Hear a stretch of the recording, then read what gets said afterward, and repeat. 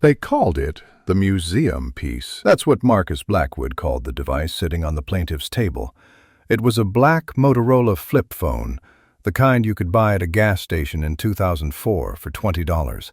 It was scuffed, taped together at the hinge, and looked completely out of place next to the sleek, glass-walled interior of the Supreme Court of New York, Division of Matrimonial Affairs. Marcus Blackwood, the CEO of Nebulotech, and the man currently ranked number 4 on the city's list of wealthiest innovators, leaned back in his chair. He was wearing a navy bespoke suit that cost more than the average American car. He checked his watch, a limited edition Patek Philippe, and sighed loudly, making sure the judge heard him. "Your Honor," Marcus said, his voice dripping with bored arrogance, "are we seriously waiting for my wife to figure out how to open her phone? I have a board meeting in 45 minutes. My time is valued at roughly $10,000 a minute.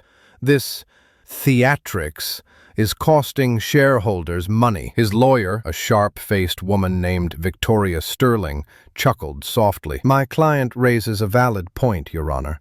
Mrs. Blackwood insisted on representing herself. We offered her a settlement, a very generous settlement.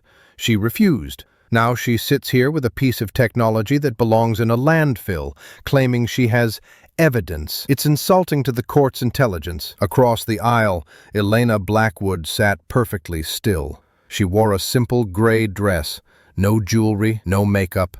Her hands were folded on the table next to the battered flip phone. She didn't look at Marcus. She didn't look at Victoria. She looked straight at the judge, Honorable Justice Henry Vance. "I'm ready, Your Honor," Elena said. Her voice was quiet, but it didn't shake. "I apologize for the delay. The device takes a moment to power up. It doesn't have a flash memory drive like my husband's devices." Marcus laughed out loud. It was a cruel, barking sound. "It doesn't have memory because it's trash, Elena. Just like your understanding of my business, just like this marriage." He turned to the gallery, where a few reporters were scribbling notes. "She thinks she's a detective. She thinks because she found a receipt for a dinner, she's cracked the Enigma code. It's pathetic." "Mr. Blackwood," Judge Vance warned, peering over his spectacles, "you will maintain decorum in my courtroom. If you speak out of turn again, I will fine you." "Fine me," Marcus waved his hand dismissively. "Add it to the bill. I just want this over with, so I can get back to building the future, while she goes back to whatever it is she does. Knitting?" Elena finally turned her head. She looked at Marcus. There was no anger in her eyes, only a strange, cold pity. "I don't knit, Marcus. I listen." "You listen?" Marcus sneered. "To what? Static? That phone probably still runs on 2G networks that don't exist anymore." "Mr. Blackwood," the judge barked. "Enough. Mrs. Blackwood, you filed a motion claiming you have proof of undisclosed assets and criminal conspiracy. This is a divorce hearing, not a criminal tribunal. Unless you have proof that affects the marital estate, I am inclined to grant Mr. Blackwood's motion to dismiss and enforce the prenuptial agreement." "I do have proof, Your Honor," Elena said. She picked up the flip phone. "But before I play it, I need to ask my husband one question under oath." Victoria Sterling stood up immediately. "Objection, my client is not on the stand." "I am happy to answer," Marcus interrupted, standing up and buttoning his jacket. He strode to the witness box, exuding confidence. He wanted to humiliate her properly. He wanted the last word. "Ask me whatever you want, Elena. Let's get it over with." The bailiff swore him in. Marcus sat down, winking at his lawyer. Elena walked to the podium. She held the flip phone in her hand like a grenade. "Marcus," she began, "you frequently told me that I was too stupid to understand your business. You told me that Nebulotech's encryption was military grade, that no one could ever hear your private conversations because you used a proprietary app called the Vault. Is that correct?" "It is," Marcus smirked. "The Vault changes encryption keys every 10 seconds. The FBI can't crack it. The NSA can't crack it. And certainly a waitress I picked up in a diner 5 years ago can't crack it." A few people in the gallery gasped at the cruelty. Elena didn't flinch. So you felt safe discussing your business in your car? In your office? Because you believed no digital device could intercept you? I know no device could intercept me, Marcus corrected her. I have sweepers. My car is scanned for bugs every morning. My office is a Faraday cage. If you're going to tell me you recorded me with an iPhone or a hidden mic, I'm going to sue you for perjury right now because it's physically impossible. I didn't use an iPhone, Marcus, Elena said softly. She held up the black flip phone. I used this. Marcus stared at it. Then he laughed again, harder this time. He slapped his knee. That? You think you bugged me with a Motorola Razr from 2004? Elena, that thing doesn't even have Wi-Fi. How could it transmit data? Did you use carrier pigeons? It doesn't have Wi-Fi, Elena agreed. It doesn't have Bluetooth. It doesn't emit a signal that your sweepers scan for. Your security team looks for digital transmissions, Marcus. They look for active signals. She took a step closer. The courtroom went silent. But this phone, it has a voice memo function, and because it has no apps, no screen to light up, and no internet to drain the power, the battery lasts for 8 days on standby. Marcus stopped laughing. His smile didn't disappear, but it froze. His eyes flicked from the phone to his lawyer. I taped it under the passenger seat of your Maybach on Tuesday morning, Elena said. You didn't notice because you never look down, Marcus. You only look at yourself in the mirror. I retrieved it this morning. This is ridiculous, Victoria Sterling shouted. Illegal wiretapping. Inadmissible. Actually, Elena said, turning to the judge, New York is a one-party consent state, provided one party to the conversation consents. However, the recording I am about to play was not a conversation. It was a monologue. Marcus was alone in the car, talking on his speakerphone to his partner. There is no expectation of privacy when you are shouting on speakerphone with the windows down in a public garage, which is where this starts. It's a bluff, Marcus hissed, his face turning red. She's bluffing. That piece of junk probably didn't record anything but traffic noise. Let's find out, Judge Vance said. He leaned forward, intrigued. Play the recording, Mrs. Blackwood. Elena flipped the phone open. The sound of the plastic snap echoed in the silent room. She pressed a button and held the device up to the microphone on the podium. The audio quality was grainy, filled with the low hum of an expensive engine. But the voice was unmistakable. It was Marcus, and he wasn't talking about innovation. Listen to me, Silas. I don't care about the SEC audit. The money isn't in the accounts anymore. I moved the entire pension fund,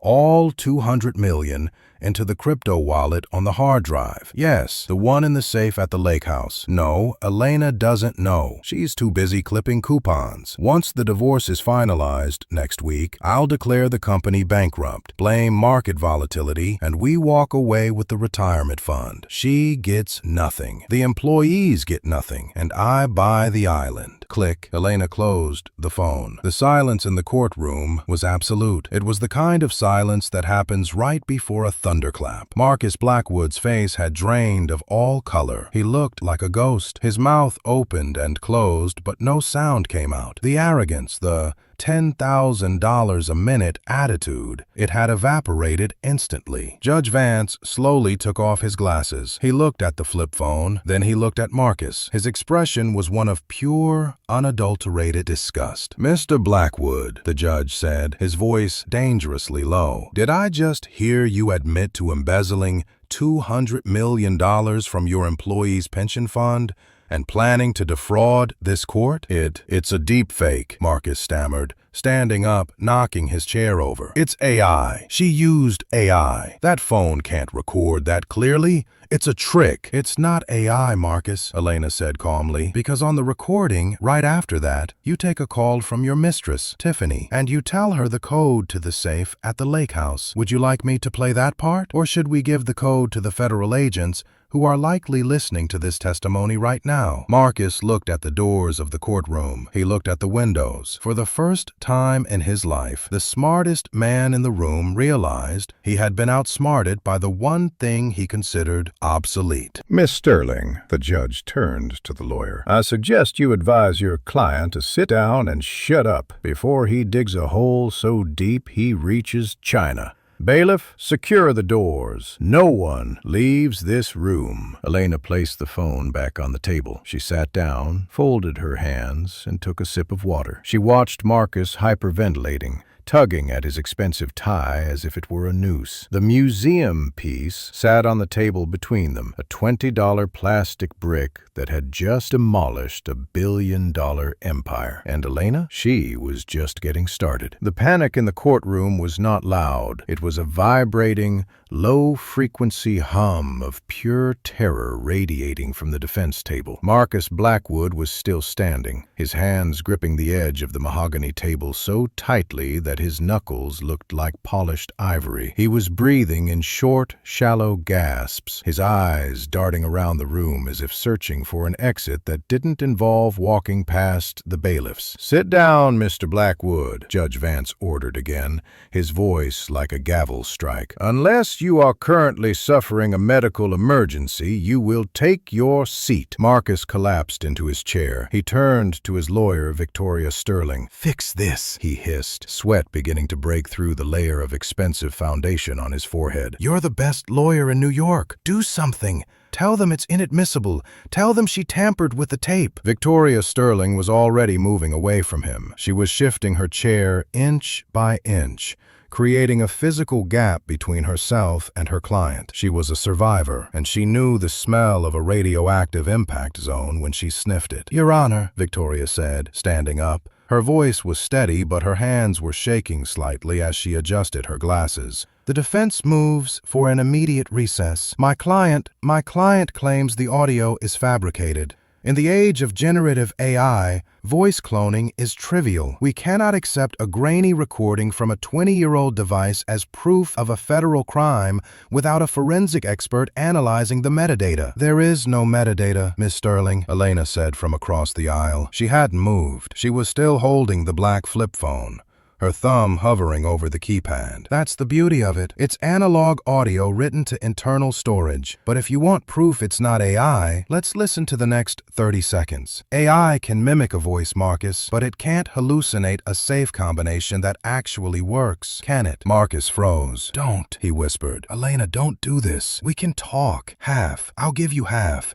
Just stop the tape." "Half of what, Marcus?" Elena asked, her voice calm and terrifyingly reasonable. "Half of the stolen pension fund? I don't want stolen money. I want the truth." She pressed the button again. The speaker crackled back to life. The sound of a ringtone filled the courtroom, a generic electronic chirp that sounded nostalgic to everyone over 30. Then, the sound of the car Bluetooth connecting. "Hey, baby," a female voice purred through the static. It was high-pitched, bubbly, and unmistakably Tiffany, the 24-year-old personal assistant Marcus had swore he fired months ago. "Are we still on for the Maldives on Friday? I bought that bikini you like." "We're on," Marcus's voice replied on the recording. He sounded relaxed, arrogant. "I just left the meeting with Silas. The transfer is done. Elena is clueless. She's probably at home making a casserole. God, she's so boring, Tiff. It's like living with a nun." In the courtroom, Elena's expression didn't change, but the judge winced. The cruelty was palpable. "So, did you secure the ledger?" Tiffany asked. "It's in the lake house floor safe," Marcus bragged. "Under the rug in the master closet. You know, the one she never goes into because she's afraid of spiders. The code is 881204. Don't write it down, just memorize it. That hard drive is our ticket to freedom, babe. 200 million, tax-free." Click. Elena closed the phone again. 881204, Elena repeated, looking directly at the court reporter. "Please make sure that is in the record." Marcus Blackwood had his head in his hands. He was making a sound that was half sob, half laugh. It was the sound of a man watching his life disintegrate in real time. "Miss Sterling," Judge Vance said, turning to the lawyer, "does your client still wish to claim that this is AI generated? Because that sounded remarkably specific." "And if I send a sheriff's deputy to the property at 14 Lakeview Drive and they find a safe under the rug in the master closet, and if that code opens it, well, Let's just say the deep fake defense isn't going to hold much water. Victoria Sterling looked at Marcus. She looked at the judge. Then she made a decision that every lawyer dreads, but every smart lawyer makes. Your Honor, Victoria said, I would like to request a sidebar to discuss my potential withdrawal from this case. No, Marcus shouted, jumping up again. You can't quit. I pay you a retainer of $50,000 a month. You work for me. I am an officer of the court, Mr. Blackwood, Victoria snapped,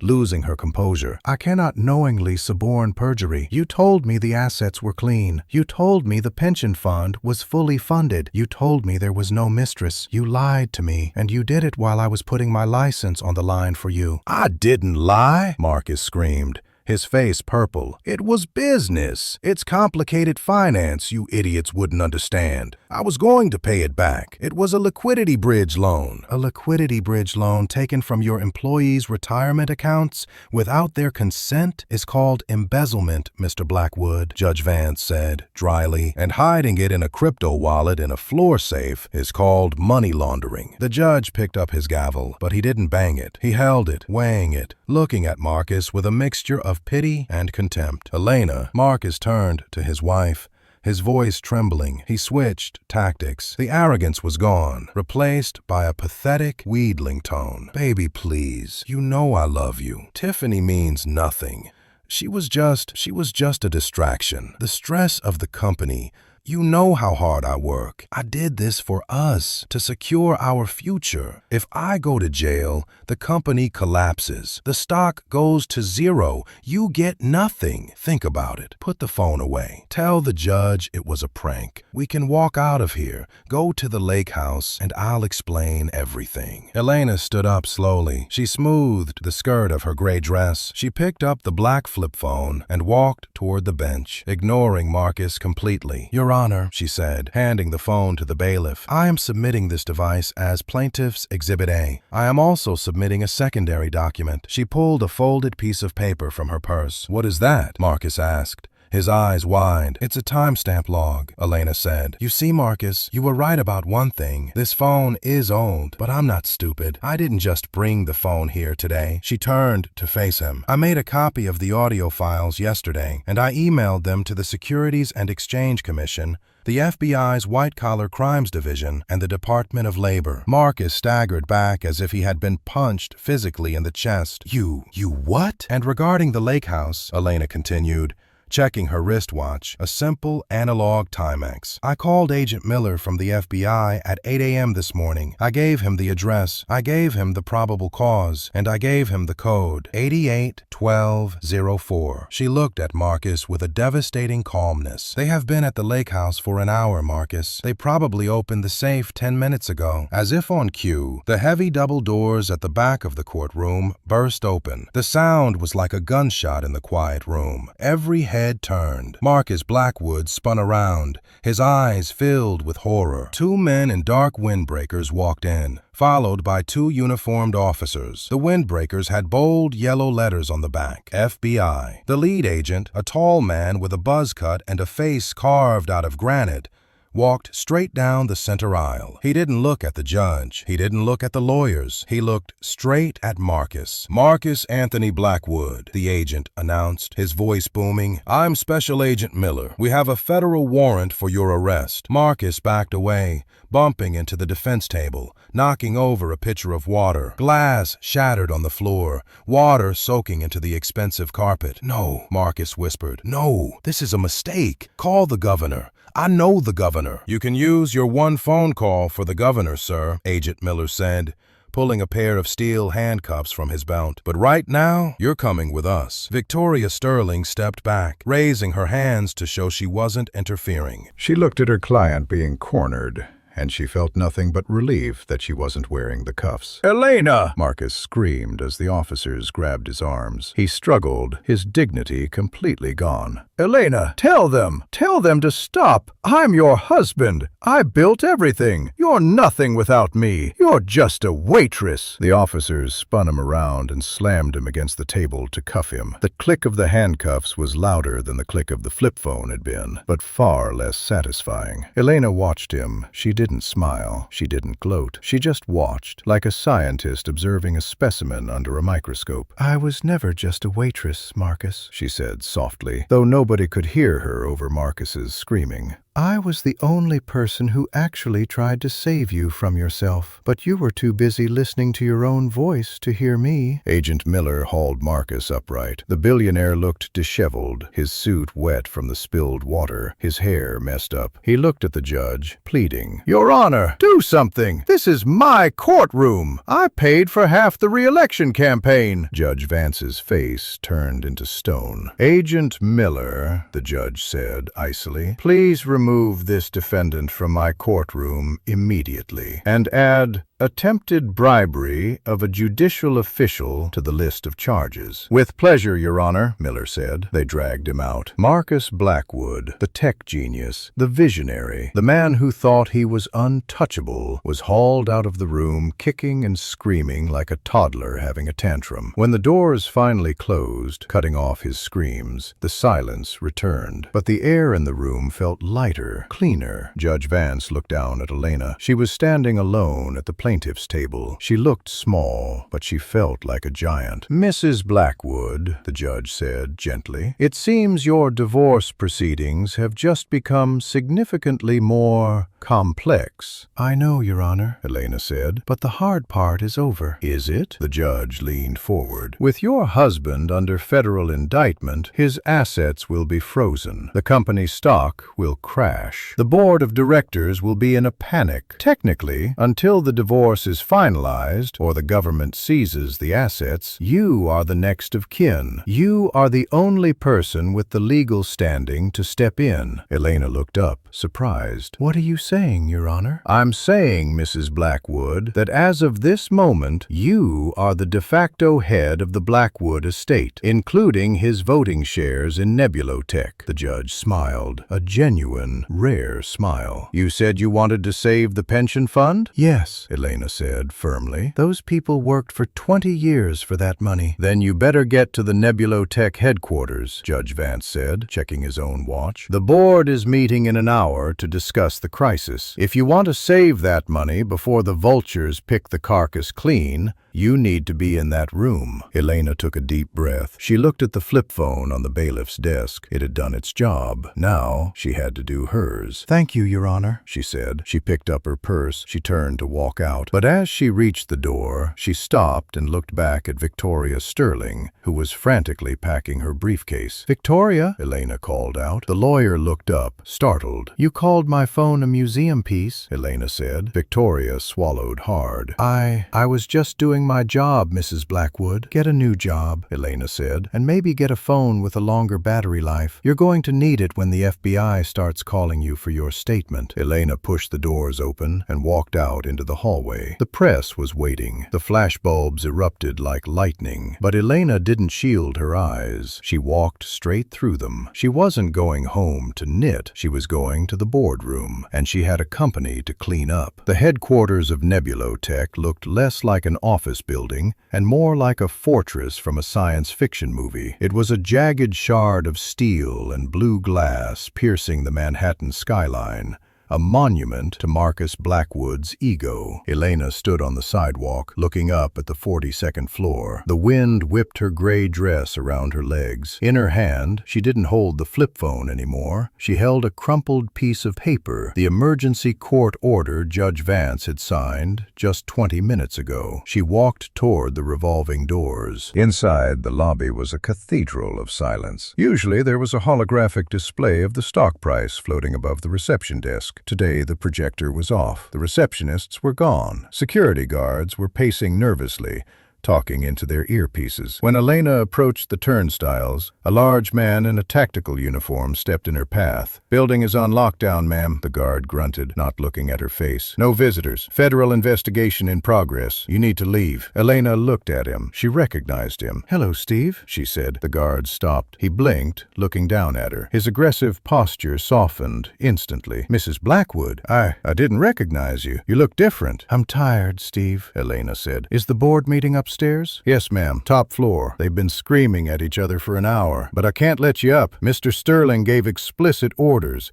No one enters, especially not, well, anyone associated with Marcus. Grant Sterling is terrified, Steve, Elena said calmly. Do you know why? Steve shook his head. No idea. I just know the stock dropped 60% in 30 minutes. My 401k is in that stock, Mrs. Blackwood. I've been working here for 12 years. I'm going to lose my house, aren't I? Elena stepped closer to the turnstile. She placed her hand on the cold metal. Not if you let me up, she said. Marcus stole the pension fund, Steve. He stole your money. He stole everyone's money. I'm going up there to get it back. Steve stared at her. He looked at the security camera blinking above his head. Then he looked at the fear in the eyes of the other guards. He made a decision. He reached into his pocket and pulled out a black keycard, the master override. Elevator C, Steve whispered. It goes express to the boardroom. Bypass the reception. Thank you, Steve, Elena said. When this is over, you're getting a raise. Just save my pension, Mrs. Blackwood, Steve said, swiping the card. The light turned green. Elena walked into the elevator. The doors closed,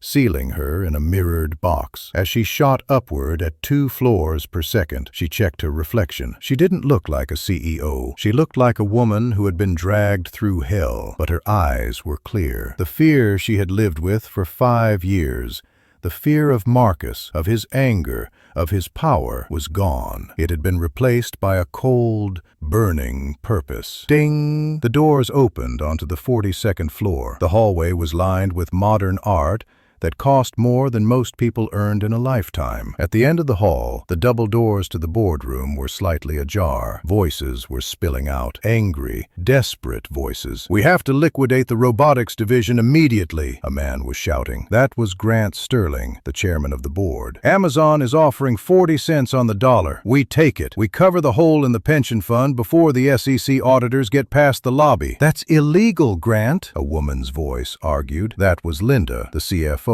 "We can't sell assets while the CEO is being booked for fraud. It looks like a fire sale. It looks like an admission of guilt." "We are guilty, you idiot," Grant roared. "Do you think Marcus did this alone? Who signed off on the blind trust transfers? I did. You did. If they find the Cayman ledger, we are all going to prison. We sell the assets, we plug the hole, and we claim Marcus was acting rogue. It's our only chance." Elena pushed the doors open. "Actually," she said, her voice cutting through the panic like a knife, "it's too late for that." The room went deadly silent. There were 10 people around the massive glass table. They all froze. Grant Sterling, a silver-haired shark of a man in a 3-piece suit, slowly turned around. His face was flushed red with rage. "Who let her in?" Grant snarled. He looked past her. "Security, get this woman out of here." "Security isn't coming, Grant," Elena said, walking into the room. She tossed her purse onto the table. It landed with a heavy thud. "And neither is Amazon." "Get out, Elena," Grant said, walking toward her. He was trying to use his height to intimidate her. "This is a closed meeting for serious people. Go home and cry about your husband. The adults are trying to save the company." "Save the company?" Elena asked. She walked right past him and stood at the head of the table, Marcus's empty chair. She placed her hands on the back of it. "You aren't trying to save the company. You're trying to cover your tracks. You want to sell the robotics division? The division that employs 3,000 engineers in Detroit. You want to fire them all just to hide the fact that you let Marcus steal the retirement fund?" "You don't know what you're talking about," Linda spat. "You're a waitress, Elena. You don't understand corporate finance." "I understand that selling assets during a federal freeze is a felony," Elena said. She pulled the court order from her pocket and slammed it onto the glass table. "And I understand this." Grant looked at the paper. He didn't pick it up. He sneered. "What is that? A grocery list?" "It's an emergency conservatorship order signed by Justice Vance," Elena said. "Until Marcus's trial is concluded, his voting shares, which constitute 51% of this company, are under the control of the marital estate. And since I am the only member of that estate not currently being fingerprinted by the FBI," she leaned forward, looking Grant dead in the eye, "I am the majority shareholder. I am the acting CEO, and this meeting is now under my direction." Grant laughed. It was a nervous, disbelief-filled laugh. "You? CEO? You can't even run a dishwasher, Elena. You think you can run a Fortune 500 tech company? I will have this order vacated by morning. Our lawyers will eat you alive." "Your lawyers are busy, Grant," Elena said calmly. Victoria Sterling just withdrew as counsel. She realized she didn't look good in orange. "I'm not listening to this," Grant snapped. He turned to the other board members. "Ignore her. She's having a breakdown. I call for a vote. Motion to authorize the sale of the robotics division to Amazon. All in favor?" "Nay," Elena said loudly. "You don't get a vote," Grant shouted. "I have 51% of the votes," Elena shouted back, her voice finally rising, echoing off the glass walls. "And I say nay. The robotics division stays. The employees keep their jobs." Grant's face twisted. He moved closer, entering her personal space. "Listen to me, you little gold digger. You have no idea who you are messing with. I built this board. I control these people. If you try to stop this sale, I will bury you in litigation so deep you won't see sunlight for a decade. I will paint you as Marcus's accomplice. I will say you knew about the theft. I will say you helped him." "Go ahead," Elena said. She didn't flinch. She reached into her pocket. Grant flinched. He thought she had a weapon, but she just pulled out the black flip phone. "Oh, for God's sake," Grant groaned. "Not the phone again. What are you going to do? Call your mother?" "No," Elena said, flipping it open. "I'm going to play track number 4. Grant paused. "What?" "Marcus talked a lot in his car, Grant," Elena said softly. "He loved the sound of his own voice, and he loved to brag, especially about how much leverage he had on you." She pressed a button. The grainy audio filled the boardroom. "Grant is getting greedy, Silas. He wants a bigger cut of the Cayman transfer. I told him to relax. I have the photos from his trip to Thailand. You know, the ones with the underage girls? Yeah. If he tries to vote against me, I leak those to the press. He'll be ruined. He'll do whatever I say." The silence in the room was heavier than lead. Grant Sterling's face went from red to a ghostly, sickly white. He looked at the other board members. They were staring at him with open mouths. Linda slowly moved her hand away from her notepad,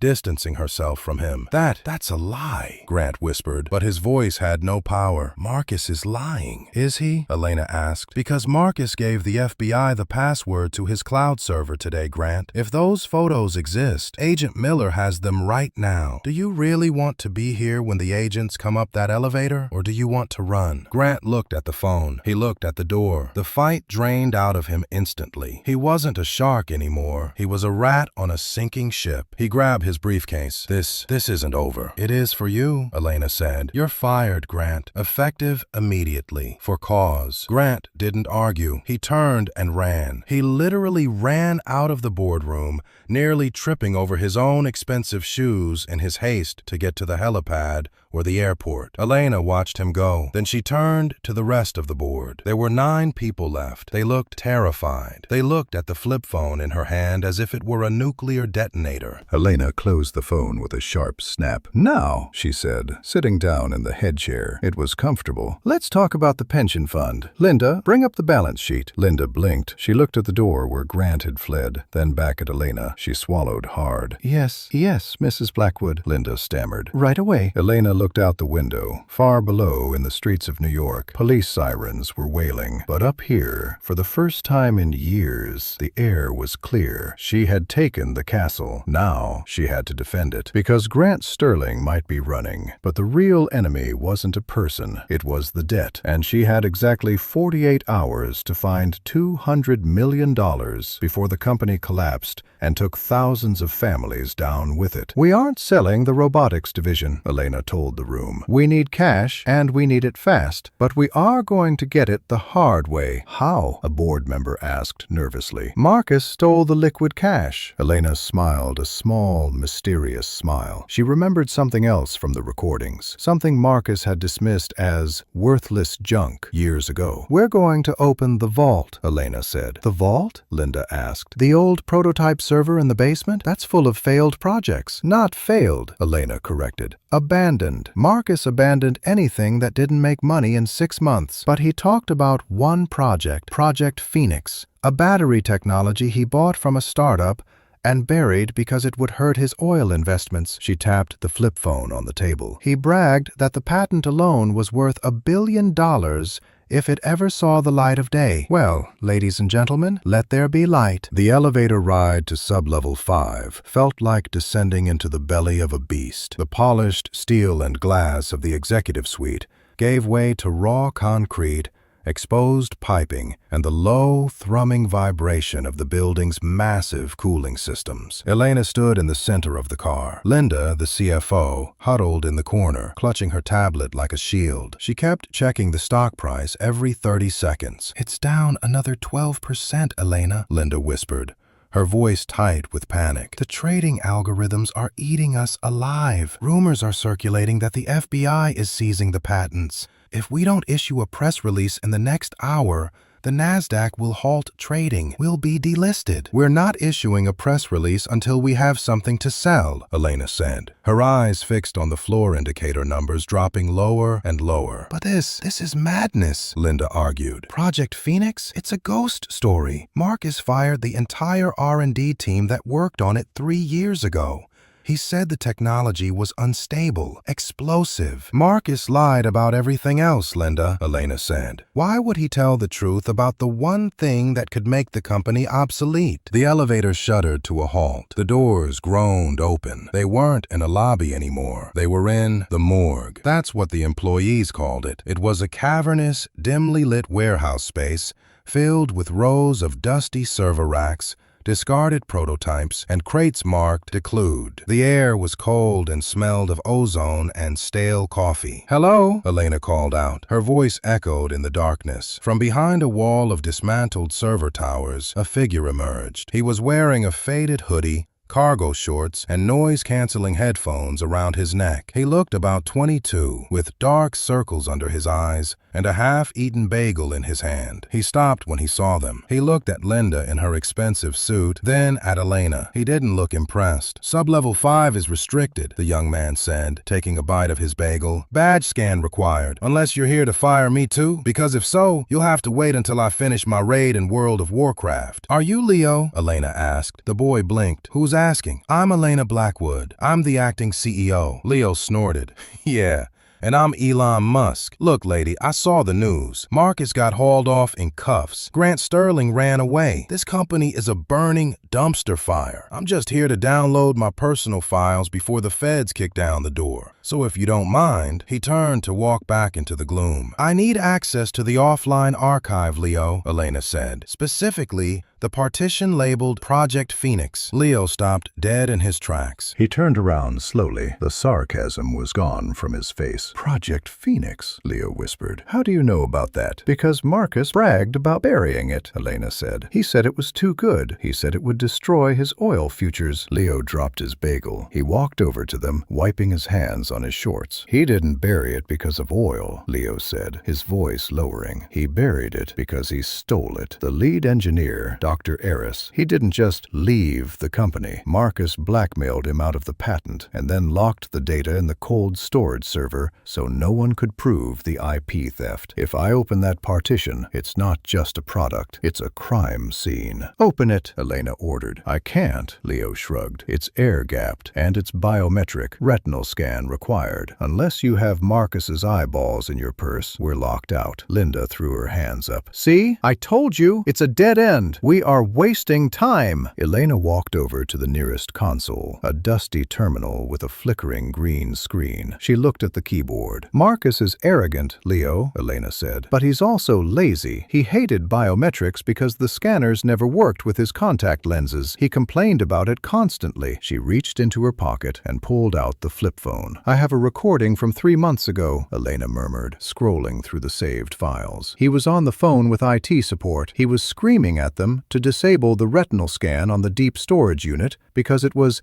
inconvenient. Leo raised an eyebrow. He bypassed the level 5 security. He replaced it with a passcode, Elena said. Because he couldn't remember complex passwords, he used the same one for everything. She looked at the terminal. Try Tiffany Forever 1, Elena said. Linda gasped. You're joking. Leo rolled his eyes, but typed it in. TIFFANYFOREVER_1. He hit enter. Access denied. The screen flashed red. Wrong, Leo said. One more try, and the system locks down for 24 hours. Elena closed her eyes. She thought back to the recordings, the narcissism, the obsession. Marcus didn't love Tiffany. He didn't love anyone. He only loved one thing. Try billionaire status, Elena said. All caps. Leo hesitated. His finger hovered over the enter key. If this is wrong, we lose the data forever, Mrs. Blackwood. Type it, Elena said firmly. Leo typed it. BILLIONAIRESTATUS. Click. The screen flashed green. Access granted. A heavy mechanical thunk echoed through the warehouse as a sealed server rack in the corner hissed open, venting cold nitrogen gas. I'll be damned, Leo whispered. His ego literally was the key. They rushed over to the terminal. Leo sat down and began typing furiously. Lines of code cascaded down the screen. Schematics, blueprints, chemical formulas. It's all here, Leo said, his eyes widening. Project Phoenix. It's a solid-state graphene battery. Charge time, 5 minutes. Range, 1,000 miles. Cost to manufacture, 10% of a lithium-ion cell. He looked up at Elena, stunned. Elena, this isn't just a product. This changes the entire energy grid. This is worth hundreds of billions. If we release this, the stock won't just recover, it will triple overnight. Linda pushed forward, looking at the screen with greedy eyes. Are the prototypes functional? Can we demo it? The specs say there's a working unit in the safe, Leo said, pointing to a small, reinforced box built into the server rack. Elena reached for the handle of the safe. Suddenly, the lights in the warehouse flickered. A siren began to wail, a high-pitched, deafening alarm. The green screen on Leo's terminal turned bright red. A countdown timer appeared in the center. Remote purge initiated. Time to data deletion 0500. What is that? Linda screamed over the siren. Leo typed frantically. Someone triggered a kill switch. It's a remote wipe command. It's coming from... Wait, he traced the IP address. It's coming from a private jet, Leo shouted. Tail number N4XR. That's the company jet. Grant, Elena realized. Grant Sterling is on the jet. He has the remote admin codes. He knows we're here. He's trying to burn the company to the ground, so there's no evidence left to convict him. Can you stop it? Elena grabbed Leo's shoulder.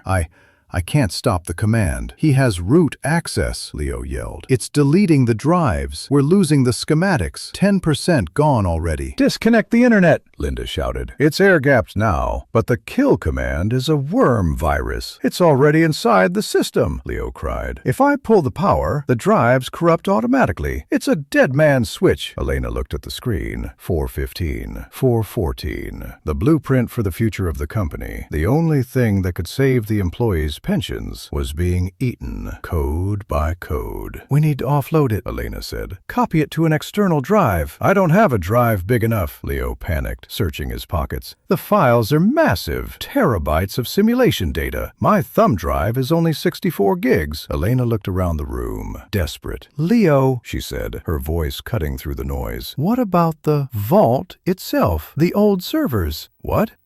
You said this place is full of deprecated tech, Elena said, pointing to a massive, ancient-looking mainframe against the wall. It looked like something from the 1990s. That machine, is it connected to the internal network? That's Big Bertha, Leo said. It's a legacy tape drive system. It's slow as hell and hasn't been turned on in a decade. It's not connected to anything. If it's not connected to the network, Elena said, Grant can't wipe it. Leo's eyes lit up. Analog storage storage. Tape drives. Can you bridge the connection? Elena asked. Can you dump the data from the modern server onto the magnetic tapes before the virus eats it? Leo looked at the countdown. 3:30. I have to hardwire it, Leo said, grabbing a bundle of cables. I have to physically splice the SATA connection to the old SCSI port. It's like trying to fill a swimming pool with a straw. Do it, Elena commanded. Linda, find the power breaker for that mainframe. Turn it on. Now! Linda ran to the wall panel. She threw a heavy lever. Thumb, thumb, thumb. The ancient mainframe groaned to life. Lights flickered on the massive reels of magnetic tape. It sounded like a jet engine spinning up. Leo was under the desk, stripping wires with his teeth, sparking connections together. I need a bridge, Leo shouted. The voltage difference is too high. I need a resistor or it'll fry the drive. He looked around helplessly. Elena looked at the black flip phone in her hand. Leo, she said. Catch. She tossed him the phone. What? Leo caught it. The battery in that phone, Elena said. It has a built-in regulator for older voltage standards. Strip it. Use it. Leo looked at the phone, the device that had brought down Marcus. Now, it was the only thing standing between them and total ruin. He didn't hesitate. He smashed the plastic casing against the floor, ripping the battery out. He twisted the wires around the contacts. This is insane, Leo yelled. This is MacGyver-level stupidity. He jammed the makeshift bridge into the port. Sparks flew. Smoke hissed. But on the screen, a new window popped up. External storage detected. It's reading, Leo shouted. Initiating transfer. 2 o'clock. 1:59. The progress bar for the transfer raced against the progress bar for the deletion. Virus, 40% complete. Transfer, 10% complete. It's too slow, Linda screamed. We're not going to make it. Grant is accelerating the wipe. Leo watched the red bar jump. He knows we're fighting back. Elena grabbed the heavy reel of tape on the mainframe. It was spinning sluggishly. Why is it so slow? She yelled. The motor, Leo shouted from under the desk. The belt is slipping. It's too old. Elena didn't think. She jammed her hand against the spinning metal reel, using her own manual force to help it spin, to keep the tension, to force the data to write faster. The friction burned her palm instantly. Elena, stop! You'll tear your skin off, Linda cried. Keep typing, Leo. Elena gritted her teeth, ignoring the pain. Blood started to smear on the metal reel. Don't stop! 1 o'clock. Virus, 80%. Transfer, 60%. Come on! Leo screamed at the screen. 30. The lights in the room turned red. The final purge sequence was locking down the core. 10. Virus, 95%. Transfer, 90%. We're going to lose the core algorithm, Leo yelled. The last 5% is the stabilizer code. Without it, the battery explodes. Elena pushed harder on the spinning reel, her face contorted in agony. Take it all. 3, 2, 1. Zzzt. The modern terminal went black. The screen died. Smoke poured out of the server rack as the virus fried the motherboard. Silence fell over the room. The siren stopped. The only sound was the slow whir click of the ancient tape drive slowing down. Leo crawled out from under the desk. He was covered in soot. Linda was hyperventilating against the wall. Elena let go of the tape reel. Her hand was raw, wrapped in a bloody shred of her dress she had torn off. Did we get it? Elena whispered. Leo walked over to the mainframe. He typed a command into the monochrome interface. File verification. The cursor blinked. Once, twice, 3 times. Integrity, 100%. Files saved to tape 1. Leo slumped against the machine, sliding down to the floor. He started laughing, a hysterical, exhausted laugh. We got it, Leo choked out. We got the ghost in the machine. It's on the tape. Grant burned an empty house. Elena leaned against the table, cradling her injured hand. She looked at the smashed remains of the flip phone on the floor. It lay in pieces, gutted, its wires serving as the lifeline for a billion-dollar company. It was truly gone now. It had given its last breath to save them. Linda, Elena said, her voice shaking but commanding. Yes? Linda stood up, wiping tears from her face. Get the PR department on the phone, Elena said, and call the NASDAQ. Tell them we are holding a press conference in 1 hour. She looked at the dusty tape reel. Tell them Nebulotech just solved the global energy crisis, and tell them the new CEO will be making the announcement personally." Linda nodded, staring at Elena with a look that was no longer doubt. It was awe. "Yes, ma'am," Linda said, "right away." The grand atrium of Nebulotech was designed to intimidate. It was a cathedral of capitalism,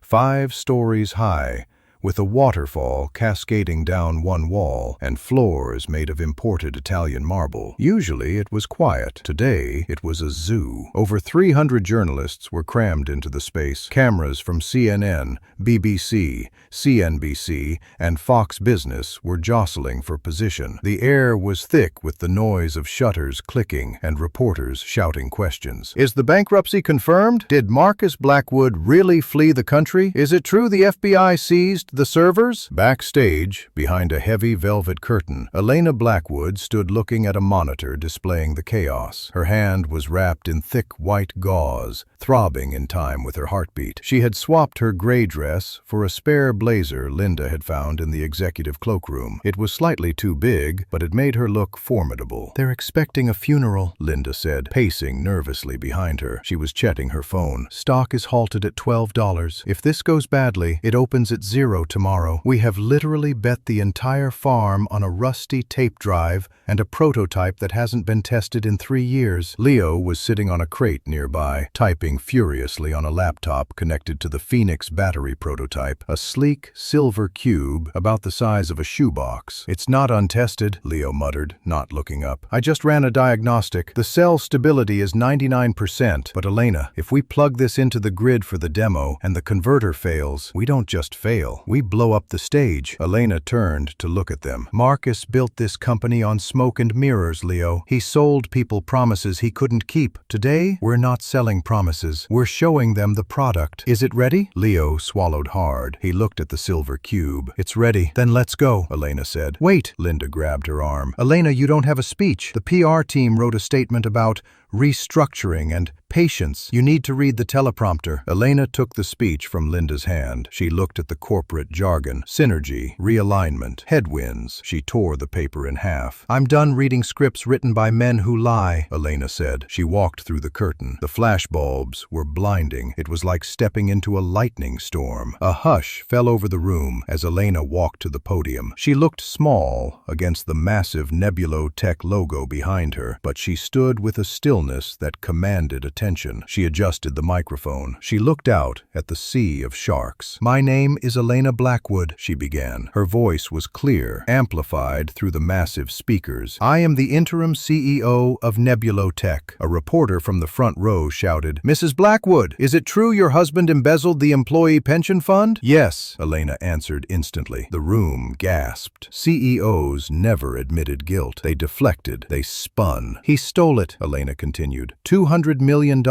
He betrayed the trust of 4,000 employees. He betrayed the shareholders. And he betrayed me. She let the silence hang there. "You are all here to write the obituary of this company. You think Nebulotech is dead. You think we are nothing more than a fraud wrapped in glass and steel." She looked over at Leo, who was standing by a table covered in a black cloth. "But Marcus Blackwood made one mistake," Elena said. "He was so obsessed with money that he forgot what this company actually does. We employ engineers. We employ scientists. We employ dreamers. And while Marcus was stealing, they were building." She nodded to Leo. Leo pulled the black cloth away. The silver cube sat there, gleaming under the stage lights. It looked unimpressive to the naked eye, just a metal box. "This," Elena said, "is the Phoenix cell. It is a solid-state graphene battery. It is not a concept. It is not a render." "What does it do?" a reporter heckled. "Charge an iPhone?" Elena smiled. "Leo, if you would." Leo picked up a thick power cable. He walked over to a massive industrial spotlight,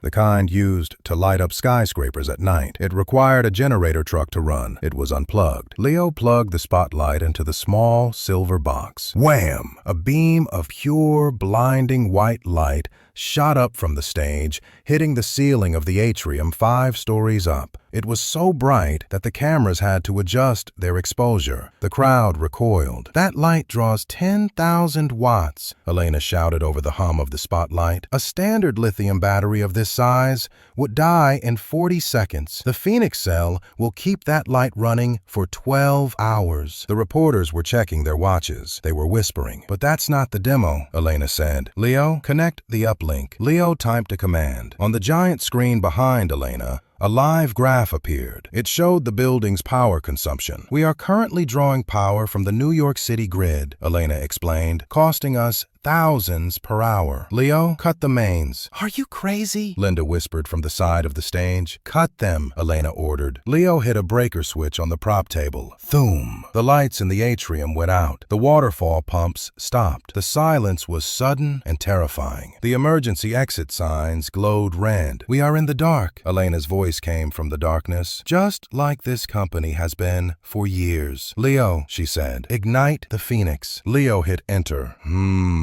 A low rising sound filled the room, and then light. Not just the stage lights. The entire atrium, the chandeliers, the waterfall pumps roared back to life. The massive screens, the elevators, the entire building lit up, brighter than before. On the screen, the power source indicator switched from grid to Phoenix Prototype 1. The crowd went insane. Journalists were shouting into their phones. "They're off the grid! A single unit is powering the lobby! It's impossible!" Elena walked back to the microphone. "We aren't bankrupt," she said, her voice ringing with victory. "We own the patent for the future of clean energy. And unlike my husband, I intend to use it to pay back every single cent that was stolen from our workers." She looked directly into the camera lens, knowing who might be watching. "Nebulotech is under new management, and we are open for business." Meanwhile, Teterboro Airport, private hangar. Grant Sterling was screaming at his pilot. "What do you mean we can't take off?" Grant yelled, throwing his briefcase onto the tarmac. "I own this jet. I pay your salary. Get this bird in the air now." The pilot, a calm veteran named Captain Miller, leaned out of the cockpit window. "I can't, Mr. Sterling. Air traffic control just grounded us. Flight plan revoked." "Revoked by who?" Grant demanded. "I'm the chairman of the board." "Not anymore, Grant." Grant spun around. 2 black SUVs had pulled onto the tarmac, blocking the runway. The doors opened. Agent Miller stepped out. He was smiling, a grim, satisfied smile. "Agent Miller," Grant stammered, smoothing his tie. This is harassment. I was just heading to a business meeting in the Caymans." "With a one-way ticket?" Agent Miller asked, walking closer. "And 4 suitcases full of hard drives?" "I have no idea what you're talking about," Grant lied, backing away toward the plane stairs. "I have diplomatic immunity. I mean, corporate privilege. We received a very interesting data dump about an hour ago," Agent Miller said, pulling out a pair of handcuffs. "From a tape drive in your basement. It seems you tried to delete it, Grant, but you missed a spot." Grant's face crumbled. "She saved it? That's impossible. The virus was perfect." "Elena Blackwood sends her regards," Agent Miller said, spinning Grant around and slamming him against the fuselage of the jet. "You have the right to remain silent, Grant, but honestly, I've heard the tapes. You talk too much." Grant Sterling watched as the cuffs clicked onto his wrists. Over the agent's shoulder, he saw a TV screen in the hangar lobby. It was CNN. The headline was flashing in bright red. "Nebulo stock soars 300% on miracle battery reveal. New CEO Elena Blackwood pledges 100% repayment to employees." Grant slumped against the cold metal of the plane. He hadn't just lost, he had been erased. 3 days later, the dust had settled, but the work was just beginning. Elena sat in the CEO's office, formerly Marcus's office. The room looked different. She had removed the pretentious oil paintings of ships and conquerors. The walls were bare, waiting for something new. The desk was covered in paperwork, real work, rehiring contracts for the R&D team, compensation plans for the pension repayment. There was a knock on the door. "Come in," Elena said. Linda walked in. She looked exhausted, but happy. She was holding a tablet. "The SEC just cleared the trading halt," Linda said. "We opened at $45 a share. Elena, the company is worth more today than it was when Marcus was at his peak." "That's good," Elena said, not looking up from a contract. Ensure the employee stock option pool is funded first. It is, Linda said. She hesitated. There's someone here to see you. I told him you were busy, but he insisted. Who? Your husband. Elena froze. She put down her pen. Marcus is in federal custody without bail. His lawyer negotiated a supervised, compassionate visit, Linda said,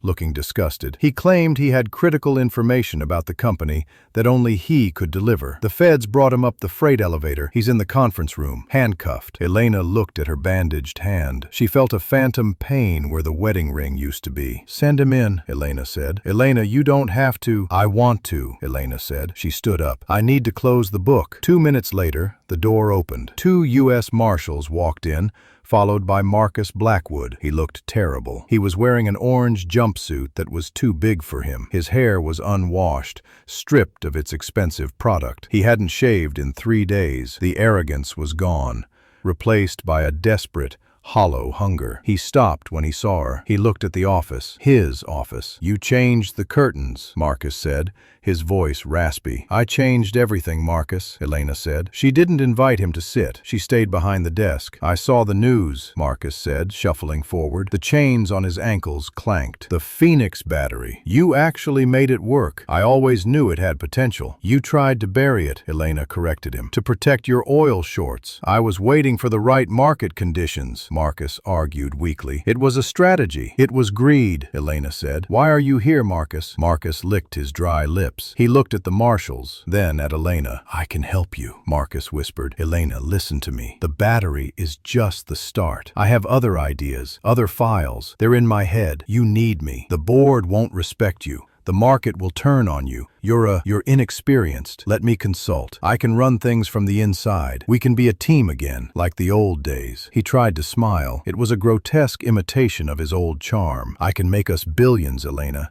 Just tell the judge I'm cooperating. Get me a reduced sentence, please. Elena looked at him, really looked at him. For years, this man had been her god. His word was law. His laughter was her fear. Now, he was just a small man in an orange suit, begging for scraps. She opened the drawer of the desk. Marcus's eyes lit up. He thought she was reaching for a contract or a checkbook. Elena pulled out the black Motorola flip phone. It was shattered, held together by tape, completely destroyed from the basement rescue. She slid it across the desk. What is this? Marcus asked. It's my severance package to you, Elena said. I don't understand. You said I was nothing without you, Elena said, leaning forward. You said I was just a waitress. Well, Marcus, this waitress just saved your legacy, fixed your mistakes, and made more money in 3 days than you made in 3 years. She stood up and walked to the window, looking out at the city she now owned a piece of. I don't need your ideas, Marcus. I have Leo. I have the team you fired, and I have the truth. She turned back to him. And as for us being a team, you filed for divorce, remember? You wanted to trade me in for a newer model. Marcus looked down at the broken phone. Tears started to well up in his eyes. Real tears this time. Elena, I'm sorry. I'm so sorry. I know, Elena said softly, but you're not sorry you did it. You're just sorry you got caught by a flip phone. She looked at the marshals. Get him out of here. I have work to do. Elena! Marcus screamed as they dragged him away. Elena, don't leave me! I have nothing! I have nothing! The door closed. The screaming stopped. Elena stood in the silence for a moment. Then her phone rang. Not a flip phone, a new corporate smartphone. She answered it. This is Elena Blackwood. Mrs. Blackwood, the voice on the other end said. This is the governor. I just saw the news about the battery factory you're planning in Detroit. I'd love to discuss tax incentives. Elena smiled. She sat down in the chair. It finally felt like it fit. I'm listening, Governor, Elena said. But first, let me tell you about the pension plan. 1 year later, the diner on 4th Street hadn't changed much in a decade.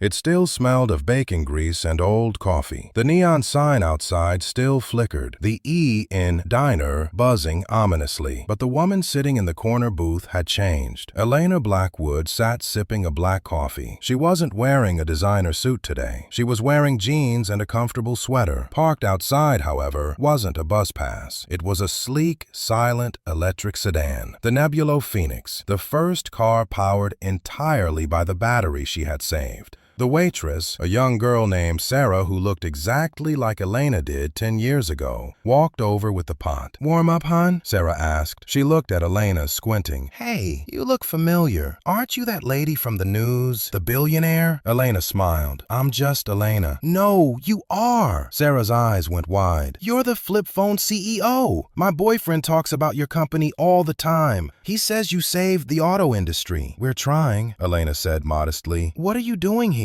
Sarah asked, looking around the greasy spoon. "Don't you have private chefs?" "I do," Elena admitted. "But I used to work here, Sarah, right at this station. Table 4 was my nightmare. The ketchup bottle was always sticky." Sarah laughed. "It still is." Elena reached into her purse. She pulled out an envelope. "I'm actually here to see the owner, Mr. Henderson," Elena said. "Is he in the back?" "Yeah, he's doing payroll. Probably crying over the calculator. Margins are tight. Give him this." Elena slid the envelope across the table. "What is it?" "It's a deed," Elena said softly. "I bought the building this morning and the lot next door. I'm turning the empty lot into a Nebulo charging station, but the diner stays. And tell Mr. Henderson his rent is 0 from now on, as long as he gives the waitstaff a 50% raise." Sarah dropped the coffee pot. Luckily, it was empty. Are you serious?" "I know what it's like to count tips to pay the electric bill," Elena said, standing up and leaving a $100 bill on the table for a $3 coffee. "Keep the change, Sarah." As Elena walked out into the bright autumn sunlight, her phone buzzed. It was a text from Leo, now the chief technology officer of Nebulo. "Leo, stock just hit $150. We are officially bigger than Tesla. Also, the new prototype is ready. When are you coming in?" "Elena, on my way. Just had to settle an old debt." She got into her car. As she drove away, the radio news came on. In other news, disgraced former tech mogul Marcus Blackwood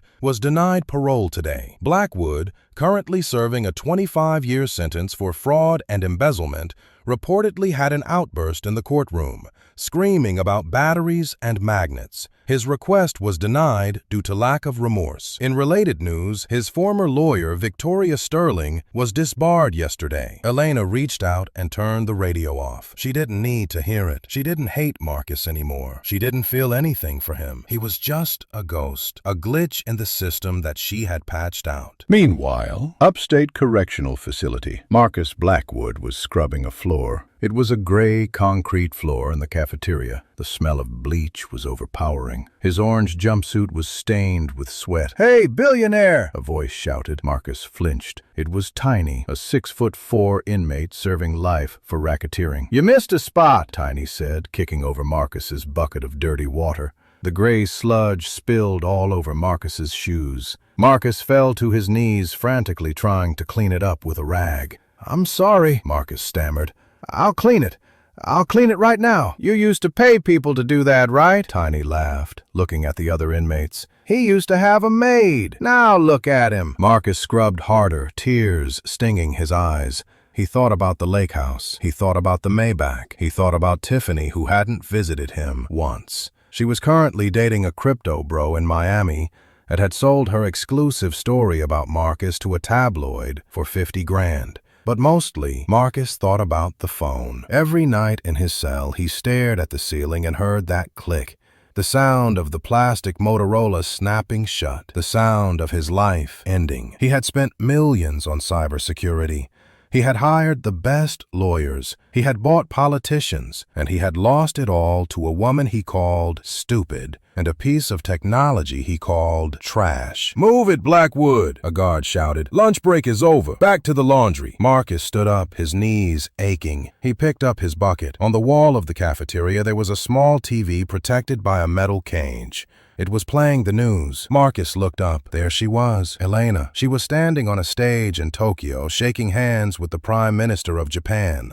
She looked radiant, strong, powerful. The chyron on the bottom of the screen read, "Elena Blackwood, Time Magazine's Person of the Year." Marcus watched for a second too long. "Stop dreaming, inmate." The guard shoved him. "She's out of your league." Marcus looked down at the mop in his hand. "I know," he whispered. He walked back toward the cells, the heavy steel bars slamming shut behind him with a sound that was final, absolute, and forever. Fade to black. They say living well is the best revenge. revenge. But sometimes, taking the billionaire's company, saving the employees, and letting him rot in prison while you become Person of the Year is pretty good too. Marcus thought he was the king of the world because he had the money, but Elena proved that true power isn't about what you own, it's about what you know and who you underestimate. She turned a $20 flip phone into $1 billion empire, and all Marcus got was a mop and bucket. If you enjoyed this story of ultimate karma, please smash that like button. It really helps the channel grow. And tell me in the comments, if you were Elena, would you have visited Marcus in prison, or would you have let him rot alone? Make sure to subscribe and hit the bell icon